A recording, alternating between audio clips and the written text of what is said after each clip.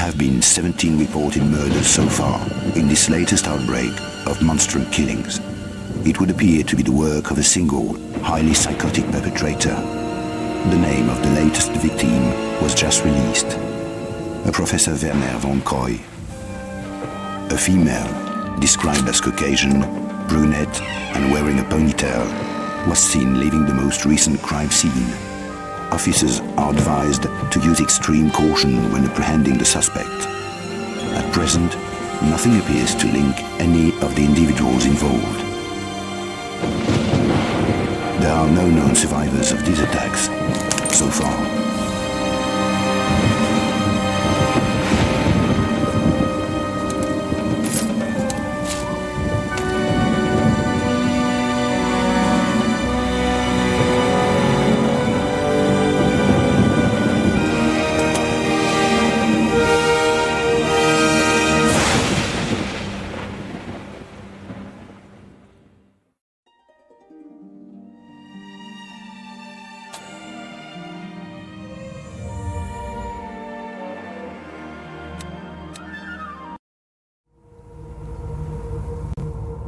Thinking about my desert family, the Bantiwa tribe, who adopted me, my mind goes back to the chill of that night in Egypt, when I finally fought my way free of the suffocating tombs. I only just made it.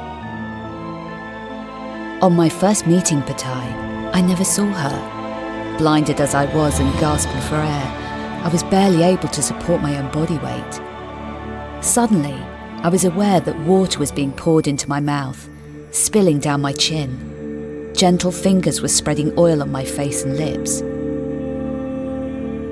Then I was being lifted and carried to a welcoming campfire.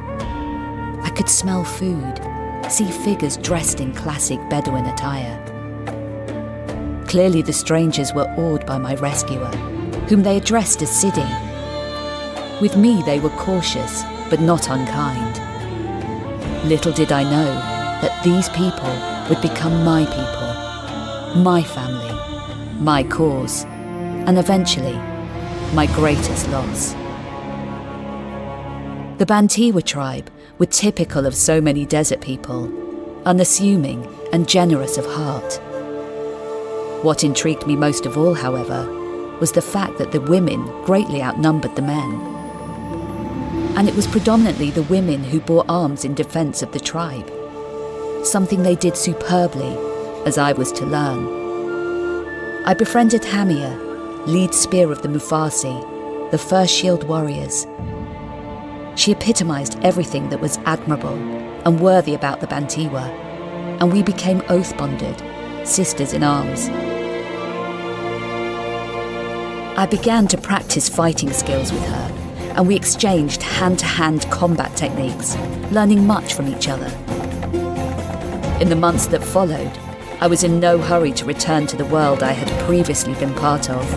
I needed time to get a perspective on what had happened at the tombs, and why no one had come searching for me. For now at least, I was content to travel with the tribe as they made their sedate way along the ancient trade routes of the immense North African plains. It was mostly a peaceful period, despite the inevitable raids by brigands or low-level pilferers. The periods of tranquility allowed me time to become familiar with the ways and speech of my adoptive people. Periodically, we would stop at settlements to trade oils and essences that the Bantiwa produced from the many varieties of plant life that they gathered in remote parts of the arid landscape. These extracts had simple uses, such as perfumes, but most of their oils were intended for healing and were highly sought after across the region. I have never met a people who so valued an unremarkable and inconspicuous appearance. They were Spartan in their simplicity, even their name, Bantiwa, translated as restraint or moderation.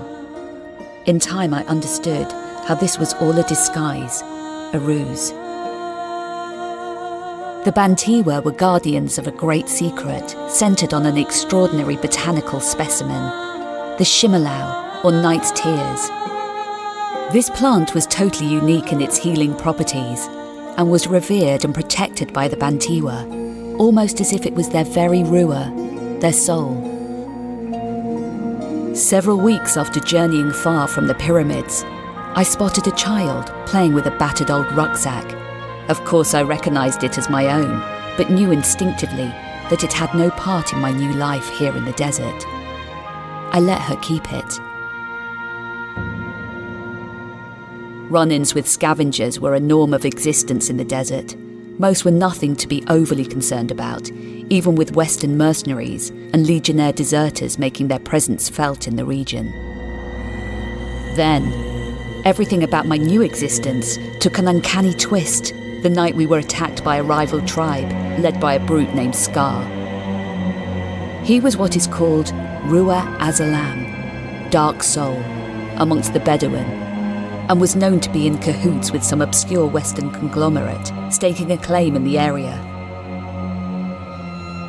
On the night in question, Scar's brigands ripped their way into 3 of our main storage tents. The Mufasi responded instantly, engaging the invaders in silent close-quarter fighting that was savage and merciless. I fought my way to Scar and tackled him head-on. He was powerful, but blinded by his own rage, and I chopped him up a bit before delivering deep slices across both leg tendons. He went down, but was instantly surrounded by a phalanx of heavily armed Bedou, so I couldn't get to him to finish the job. Killjoys. He was dragged off cursing. We had dead and wounded to take care of, so there was no sense of jubilation at Scar's defeat. As we prepared to decamp and make ourselves scarce, I found myself surrounded by a circle of smiling faces.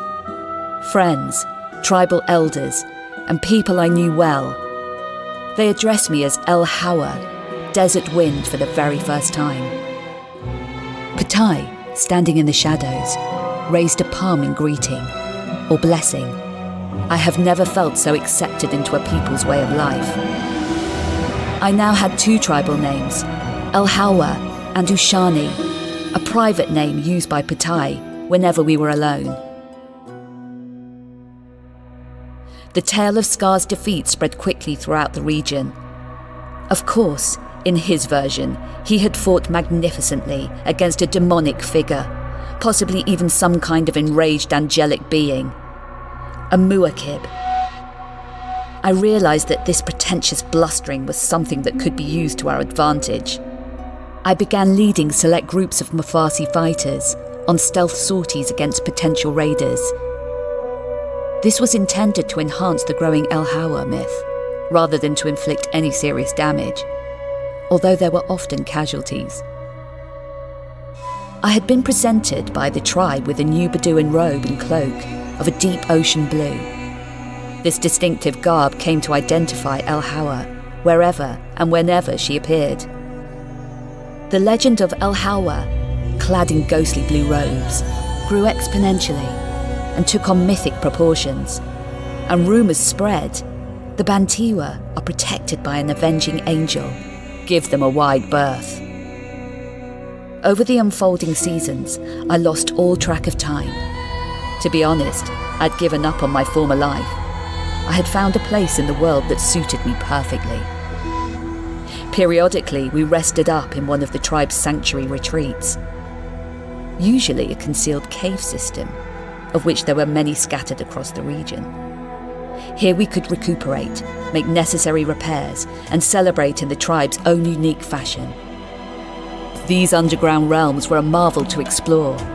I came across many ancient carvings and artifacts, caverns filled with the shattered remains of ruined settlements. These places had long been lost to history, and I had an exclusive access to them. I was in heaven. Patai allowed me to see the distilling chambers where the healing oils were extracted, an astonishing sight, somewhat reminiscent of an ancient alchemist's laboratory, or so I'd imagine. The weaving chambers, too, were a marvel. This was where the tribesfolk produced subtle glowing tapestries, patterned with landscapes and symbolic figures. The Bantiwa had no form of written language, and these weavings were a record of their unique tribal history. It was pointed out to me how the recurrent symbol for the sacred Shimalau occurred not only in the ornate patterning of the tapestries, but on clothing, on amulets, engraved on weapons, hidden amongst everyday objects.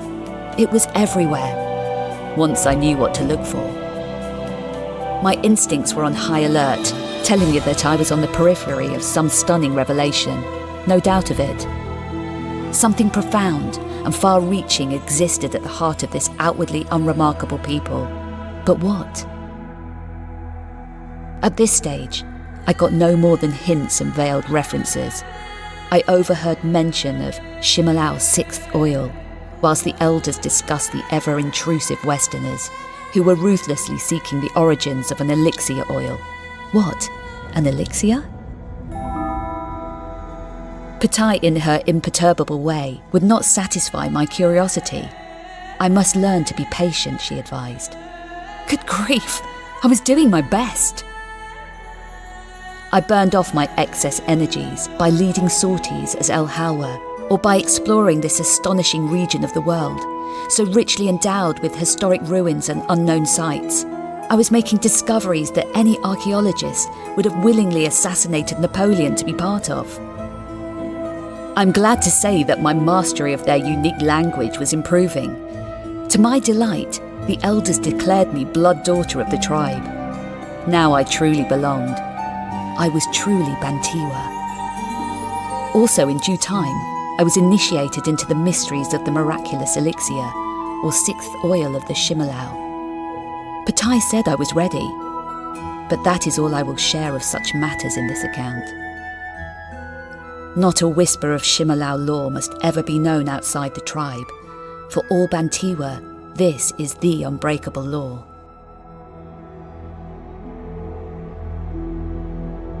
From time to time, I caught a glimpse of my old rucksack being played with amongst the tents, which would set me to thinking about the life I had disowned, or had disowned me. My English origins still had claim on me, though not in the way that my current life had. There was unfinished business back there, I knew it. I discussed this with Patai and the elders, as well as friends. As El Hawa, I felt a duty of protection for my adopted family. The Bantiwa were perfectly capable of protecting themselves, exactly as they had before I joined them, in my desperate and bedraggled state. I would be missed, yes, but it would not be a permanent absence. I would return once things were sorted out in the UK. The decision was made. I would travel to England and return here as soon as possible. There was much emotional leave-taking, the memory of which still affects me deeply. As I walked from the encampment, Patai appeared, indicating that she was to travel with me to the coast. Thus we had plenty of time for easy, companionable exchanges over the next few days. When the time came to part, she held my eyes and handed me a silver leather pouch. It contained an amulet on a thin silver chain. Her final words to me are burned onto my heart. The return to my ancestral homeland went smoothly enough, but I felt desperately out of place. Family solicitors had to sort out the fact that I wasn't actually dead, but I couldn't have cared less either way. My waking hours and my dreams were populated with faces and events that were now thousands of miles away. As for Von Croy, I'd get around to him in my own good time. Nothing here in my old life fired up any real sense of purpose anymore. Then came news that left me devastated. News of an incident in the desert. The word that the Bantiwa had been massacred, wiped out, leaving no trace. My mind raced. Was this the work of Scar? Or Legionnaire deserters? Or Western prospectors? Mercenaries? I was desolate, worse than when I emerged from the pyramid ruins. Where had Patai been when all of this had taken place? It didn't make sense. In the middle of my mental turmoil, a seed of doubt took root in my mind. My thoughts took a different track. How on earth had they been taken so completely by surprise? It was unthinkable. Constant vigilance was the principle all Bantiwa lived by.